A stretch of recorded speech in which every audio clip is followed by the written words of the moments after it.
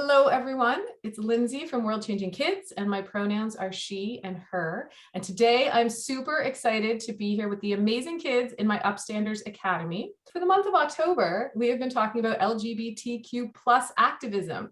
We've been learning all about it. We've been watching videos, reading articles, working on our online zine. And today I am so excited to announce the special guest that we have to interview here, Amanda Jetté Knox, otherwise known as the Maven of Mayhem, who I've been following for like 6 years, I think, on social media.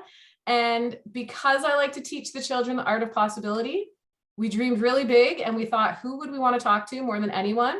And we reached out to Amanda and she said yes. So she is here today. And with that, I will pass it over to you, Amanda.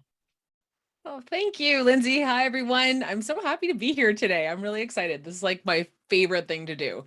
I love talking to young people who are wanting to make changes in the world. I think that's like the best thing ever. So I will tell you a little bit about myself, and then you can ask me anything you want.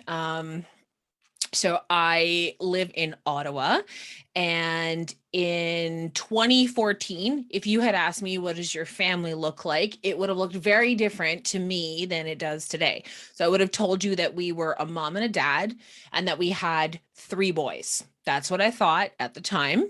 But that wasn't actually the case. So in February 2014, our middle child came out, and first they told us, I don't feel like a boy. So I think that must mean I'm a girl. And that was closer to the truth, but we didn't really know a lot about non-binary people at the time. So either it was, you were a boy or you were a girl. And so they figured that they must be a girl. But over time, they've realized that they're more non-binary. And that's why I use they, them pronouns. And at the time they were 11, and now they are almost 19. They're 18 years old and they've graduated college. And yeah, so it's lots of things have happened. And then about a year and a half later, the person that I knew as my husband told me that she was actually my wife. She said, this is the thing. I've always known that I am a woman. And so I said, well, I love and accept you. We all love and accept you for who you are. And our family has been really, really good with that. So my wife's name is Zoe, and we are very happy together. She's amazing. And then after that, a few years later, not too long ago, I really started to think about my own gender more. I started to think I had a lot of fear around my own gender and what this sort of meant for me. And I realized that I am also non-binary, but my pronouns are either she, her, or they, them. And I'm cool with either. That's totally fine. You can use either one.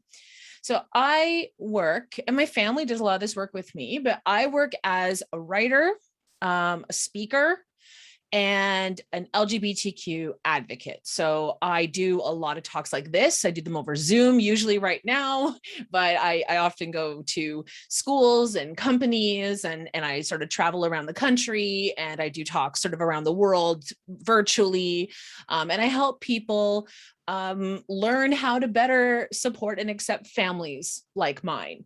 And I do a lot of social media too, which is both good and bad, believe me. But overall, I have found that people are really awesome. People really want to learn. Most people really want to say, hey, I don't know about this, and I want to know more, and can you help me? So that's what I try to do every day. I get up, and this is my job, and I love my job. It has taught me a lot of cool things, and it's taught me a lot about myself too. And it's also my family, because I have a great family, and that's sort of all wrapped up in my life too. So it's really just about making the world better, right? So that's me in a nutshell, and I would love your questions.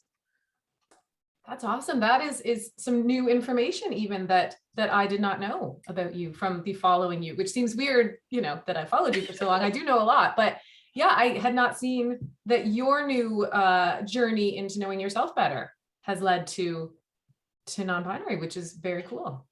It's a process. It is a process. It is, and sometimes, we grow and we change and we figure things out along the way, and that's okay. And the important thing is just that, the people in our lives make room for who we really are and what makes us most comfortable. And that has been really good for me. And I gave that to my family and they've given it back to me. So I'm really lucky that way. That's beautiful. Do you know our friend Lynn's from Queer Kid Stuff? Do you ever follow Queer Kid Stuff? That sounds really familiar, but like I think I've seen things online, but yeah, I don't know if I follow them. Okay, so Lynn's is another person I've been following in my efforts to learn more and do better and be able to, talk to the kids about all this that I didn't know 5-6 years ago. And Lynn's had the same journey. So at the first seasons of Queer Kid Stuff, they were using, she, her pronouns, they were saying how they identified, and then they started questioning. And now same thing. We learned at the last time we interviewed them that also they now identify as non-binary and use they them pronouns.